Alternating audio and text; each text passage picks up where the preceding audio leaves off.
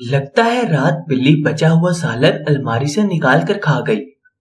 सुबह जब मनाल छपरे में बैठी चाय पी रही थी तो अलमारी से रात वाले बर्तन मुआज निकाल कर लाया और मैले बर्तनों की जगह पर रखते हुए बोला। मनाल तप गई लेकिन बोली कुछ नहीं। आज भी चाय नूरे ने आकर मेरे जागने से पहले बनाई। तुम तो घोड़े गधे बेचकर सो रही थी, मुआज ने आग के सामने बैठते हुए कहा और हाथ सेंकने लगा। नौकर हूं इस जिन की जैसे, चाय बनाओ, खाना बनाओ, चूजे संभालो। मनाल ने दिल में कहा। वो चाय पी रही थी, प्याली में उससे चाय पी नहीं जा रही थी। मेरा जहेज कहाँ है? ताया और चचा जान को देना ही होगा। 2 जोड़ों में मुझे रुखसत कर दिया। आज ही फोन करके अपने जहेज का मुतालबा करूंगी। एक कप भी नहीं मेरे पास के चाय पी सकूं। मनाल सोचे जा रही थी। मुआज ने उसे देखा। उसकी आंखों में नींद का खुमार था। वो लाल रंग का शाल ओढ़े हुए थी। उसने बालों का जोड़ा बनाया हुआ था और आगे की लटें बाहर झूल रही थी जोड़े से निकलकर। मुआज उसकी झुकी हुई पलकों को देख रहा था। एक पल को उसका दिल अलग अंदाज में धड़का, फिर संभल गया। मैं खेतों की तरफ जा रहा हूँ। ये कहने का फायदा तो नहीं कि चूजों का ख्याल रखना। नूरी और उसका शोहर दिलशाद थे तो सारा घर संभालते थे। मैंने सोचा घर वाली आएगी तो उनकी जरूरत नहीं होगी मजीद। घर वाली अपना घर खुद संभालेगी। मगर घर वाली के तो व्हाट्सएप के स्टेटस ही खत्म नहीं हो रहे, मुआज ने कहा। मुझे काम करने की आदत नहीं है। वहां ताई और चच्ची खाना बनाती थी, हम लड़कियां बस पढ़ाई पर ध्यान देती थी। मुनाल ने झुकी हुई पलकों के साथ जवाब दिया। बस लड़कियों को डिप्टी कमिश्नर लगना था ससुराल में, जो काम नहीं सिखाया, मुआज ने कहा। जब काम के लिए मुलाजिम हैं तो आप मुझसे क्यों काम करवाना चाहते हैं? आप अफोर्ड कर सकते हैं, मनाल ने कहा। जब बीवी नहीं थी, कोई बहन या भाभी भी नहीं थी, तो नूरी और दिलशाद को मुलाजिम रखा। वो मेरे खेतों में काम भी करते हैं। घर में कोई खातून नहीं थी तो उनसे काम का कहा था, मुआज ने सख्ती से जवाब दिया। मनाल ने इस बार उसे देखा, फिर नजरें फेर ली। क्या बीवी सिर्फ काम के लिए है? 2 बोल मोहब्बत के नहीं बोले जाते मौसूफ से? तारीफ नहीं करते बीवी की, बस काम? मनाल दिल में कहती जा रही थी। मैं जा रहा हूँ, दोपहर के खाने में पराठा बना लेना और अंडा भी। लस्सी नूरी लेके आएगी। पराठा बनाना आता है ना? मुआज ने कहा। मनाल ने गुस्से से उसे घूरा लेकिन बोली कुछ नहीं। फिर उसके जाने के बाद उसकी नकल उतारने लगी। पराठा बना लेना। मुआज के जाने के बाद उसने कोशिश की आटा गूंदने की, लेकिन आटा अजीब ही होता जा रहा था। इतने में नूरी आ गई। रहने दें, आपसे नहीं होगा, मैं कर देती हूँ, नूरी ने कहा। लेकिन वो मुआज, मनाल ने परेशानी से कहा। साहब अभी खेतों पर गए हैं। वहां डेरे पर सब जमा होते हैं गांव वाले, समझो महफिल लगी होती है, बातें चाय वगैरह। अब वो दोपहर को ही आएंगे, उनको पता भी नहीं चलेगा, नूरी ने कहा और आटा उससे लेके गूंदने लगी। मैं रोज खाना बना दिया करूंगी, मुआज साहब को पता नहीं चलेगा। बस वो क्या है ना, हमें चीनी, चाय की पत्ती, नमक या कभी आटे की जरूरत पड़ती है। आप मुझे पैसे ना दो, बस राशन दे दिया करें। कभी थोड़ी सी चीनी, कभी तेल, कभी आलू, प्याज, टमाटर। मेरी उजरत यही है। मुझे जरूरत भी इन्हीं चीजों की है, नूरी कहती जा रही थी। वाह, ये तो अच्छा है। पैसे तो मेरे पास है नहीं और वो जिन मुझे देगा नहीं पैसे, और मैं मांगूंगी नहीं उससे। ये काम आसान है, काम भी हो जाएगा और मुआज को लगेगा कि सारा काम मैं करती हूँ। ये सारा सामान तो घर में बहुत पड़ा है, मनाल ने दिल में सोचा।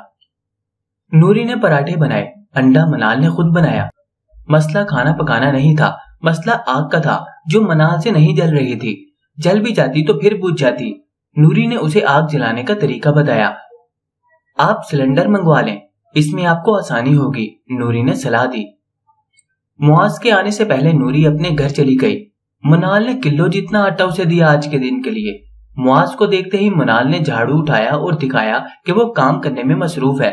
सफाई नूरी ने कर दी थी। कचरा था भी नहीं, बस दरख्त से गिरने वाले चंद पत्ते थे और अंदर धूल मिट्टी। मुआज अंदर दाखिल हुआ तो देखा मनाल के हाथ में झाड़ू है और वो साफ जमीन पर खाली झाड़ू फेरती जा रही थी। मुआज ने अबरू चुकाए और कमरे में चला गया। मनाल खाना कमरे में ले आई। तुमने बनाया है? मुआज ने पूछा। मनाल ने बच्चों की तरह सर असबात में हिलाया। पराठा देखकर मुआज के लबों पर मुस्कुराहट फैल गई। बेवकूफ लड़की, इतने सालों से नूरी के हाथ के पराठे खा रहा हूँ, पहली नजर और पहले नवाले में पहचान जाता हूँ कि नूरी ने बनाए हैं, मुआज ने दिल में कहा और खाने लगा। منال گلابی رنگ کا سوٹ لے کے نہانے چلی گئی۔ معاذ کھانا کھانے کے بعد پھولوں کو پانی دینے لگا۔ منال نہا کر نکلی اور میک اپ باکس کھولا، ہلکا سا اچھا سا میک اپ کیا۔ بھیگے بال شانوں پر پھیلے ہوئے تھے۔ نیلے رنگ کا نیا شال نکال کر وہ باہر آئی۔ اس کے قریب آ کر انجان بن کر پھولوں کو دیکھنے لگی۔ معاذ کی نظر اس پر گئی، وہ چور نگاہوں سے اس کی طرف دیکھتا جا رہا تھا۔ معاذ پھر باہر چلا گیا اور شام کو ہی واپس آیا۔ اس نے بغل میں ایک مرغا دبایا ہوا تھا۔ حکم صادر ہوا کہ مرغے کی آؤ بھگت اب اس کی ذمہ داری ہے۔ توبہ ہے، اب یہ منحوس مرغا بھی سنبھالنا پڑے گا۔ وہ روحانی سی ہو گئی۔ مرغی تو چوزوں سمیت ڈیرے میں شفٹ کر لی گئی تھی، اب منال کو اس مرغے کے نخرے اٹھانے تھے۔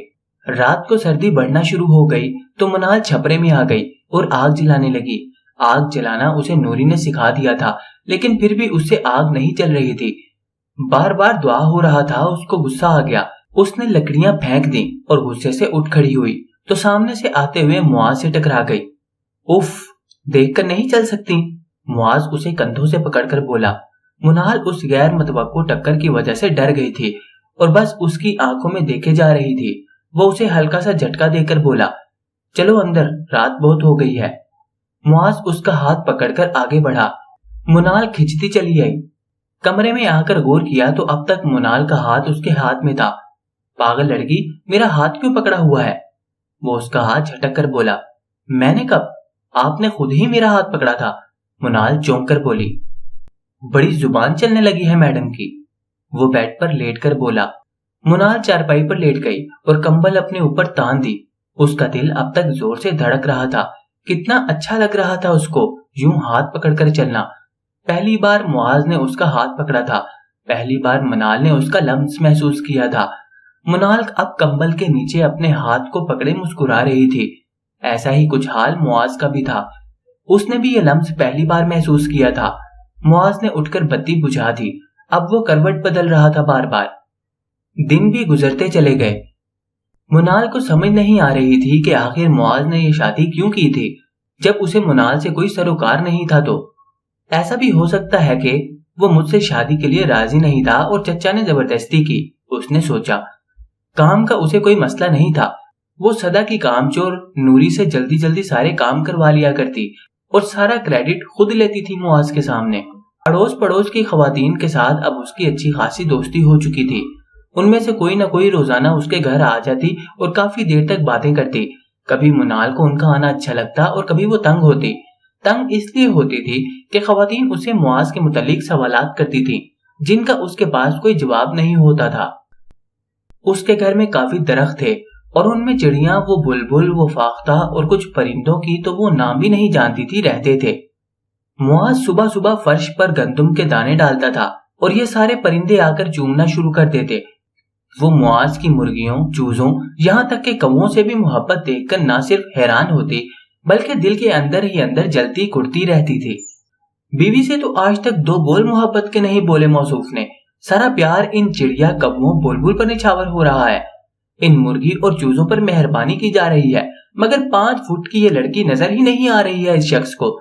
وہ روز اسے دھمکی دیتا تھا کہ سویرے اٹھ کر چائے بنانا، لیکن یہ کمبخت نیند نے اسے کہیں کا نہیں چھوڑا۔ وہ روز خود چائے بناتا۔ منال کو روز صبح بنی بنائی چائے مل جاتی، ناشتہ وہ دونوں ہی نہیں کرتے تھے۔ ایک یہی بات ہے اچھی میرے ہر چائے کی، وہ چائے پیتے پیتے مسکرا دیتی۔ معاذ اس کو یوں مسکراتا دیکھتا تو اسے کبھی کبھار منال کی ذہنی حالت پر شبہ ہونے لگتا۔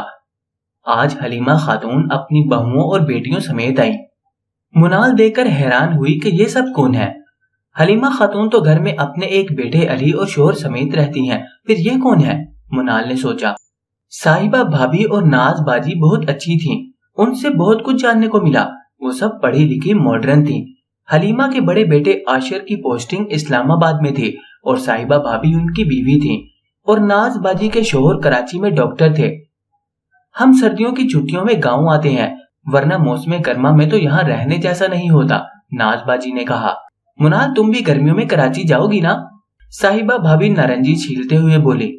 نہیں، میں کراچی کیوں جاؤں گی، اب یہی میرا گھر ہے، گرمی ہو یا سردی۔